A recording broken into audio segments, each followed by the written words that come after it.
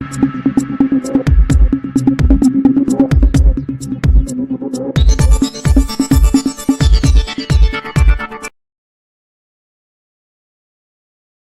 चुनाव में लगातार साउथ से लेकर के नॉर्थ क्या रुझान है, स्पेशली हम कांग्रेस की अगर बात करें तो कांग्रेस का क्या रुझान है, और फिर दूसरे चरण में हम अगर बात करते हैं तो इंडिया गठबंधन का क्या रुझान है अक्रॉस साउथ से नॉर्थ तक, ईस्ट से वेस्ट तक, क्योंकि आपने बड़ा लंबा इसको ऑब्जर्व किया और बड़े पहली नज़र से आपने देखा है।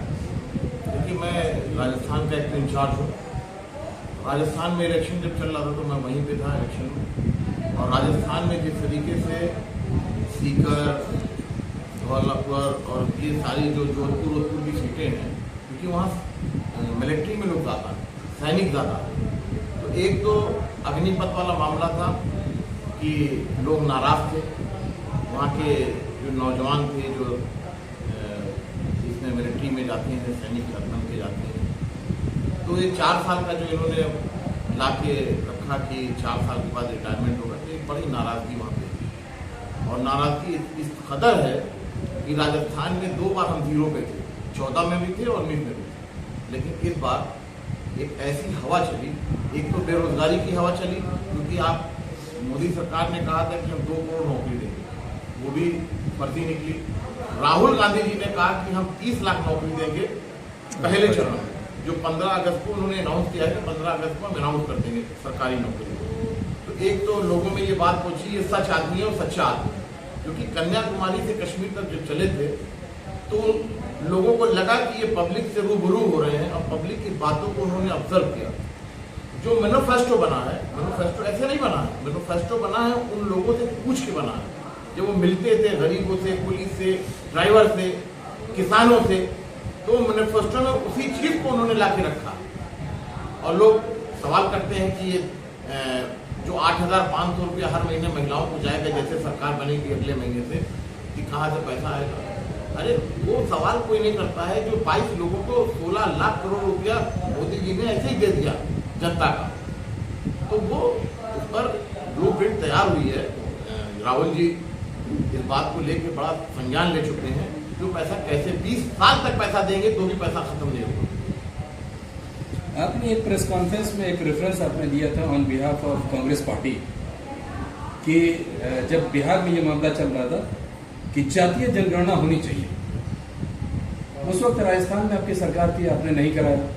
इस वक्त आपकी 2 स्टेट में सरकार है साउथ में, कहीं जातीय जनगणना की बात नहीं हो रही है। नहीं, तो क्या ये भी मान लें, ये भी जिस तरह से मोदी जी का जुमला है उस तरह से कांग्रेस का जुमला है? राहुल जी ने जातीय जनगणना की जो बात की है, उन्होंने कहा कि पूरे देश में जातीय जनगणना होनी चाहिए, स्टेट्स में नहीं। नहीं, जब पूरे देश की बात कर रहे हैं ना, एक स्टेट की कहाँ बात कर रहे हैं, हम तो कह रहे हैं कि पूरे देश की जनगणना हो, देश अभी उनकी हिस्सेदारी होनी चाहिए। देश अभी आपके हाथ में नहीं है, आप देश में नहीं राज कर रहे हैं। हम अगर स्टेट में जहाँ कर रहे हैं वहां तो होने, जैसे बिहार में हुआ, बिहार में जातीय जनगणना हुई, बिल्कुल। तो आप जिस स्टेट में हैं तो हमारी वहाँ भागीदारी थी, वहाँ पे जनगणना हुई है।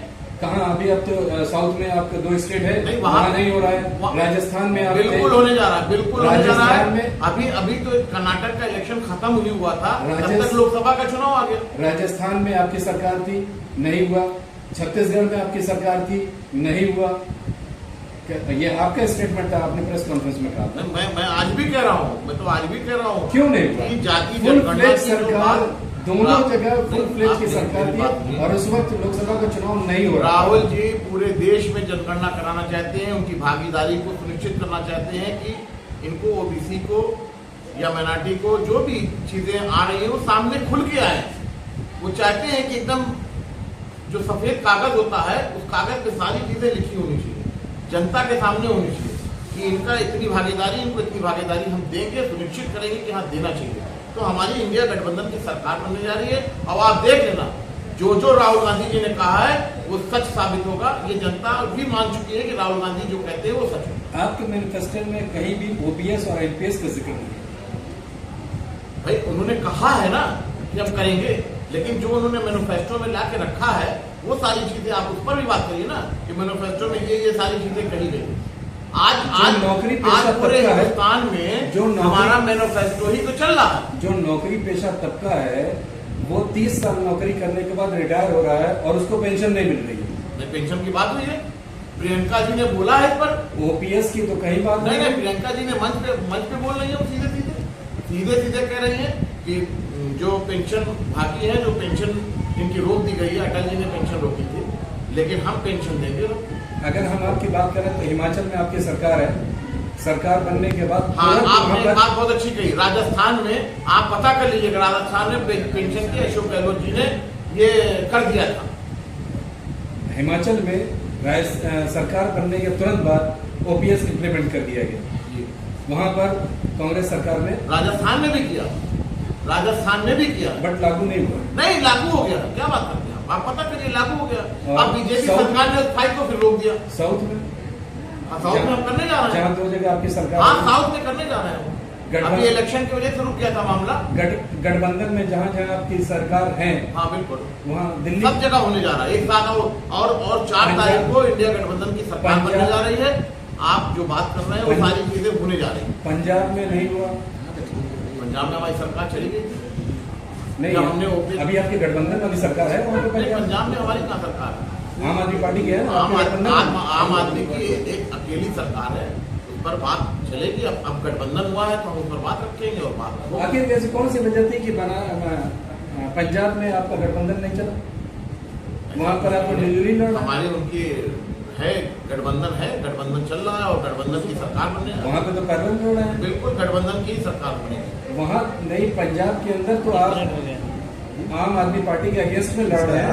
वो आप इस सवाल को पूछते रहिए, लेकिन इस पर पूछिए कि रोजगार कितने देने जा रहे हैं, हम गरीबी मिटाने जा रहे हैं, हम महिलाओं का जो दमन हो रहा था उसको खत्म करने जा रहे हैं, जो गरीबी महिलाओं में आ चुकी थी, जो बुनियाद खोद चुका था 10 साल में, उस बुनियाद को खत्म करने जा रहे हैं। जिस तरह से आप पंजाब में अलग अलग हैं, उसी तरह अगर आपकी सरकार बनती है तो प्रधानमंत्री पद के लिए भी अलग अलग होंगे। ऐसा कुछ नहीं है, आइडियोलॉजी ये सारे लोग बैठ के तय कर लेंगे, प्रधानमंत्री जिनको बनना होगा बन जाएंगे।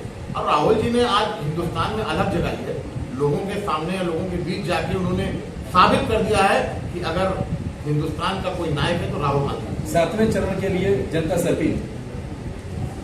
हम जनता से यही अपील करेंगे कि ये चुनाव रोजगार, महंगाई और जो दमन हो रहा है उस पर होगा, और उसी पे आप वोट डालो।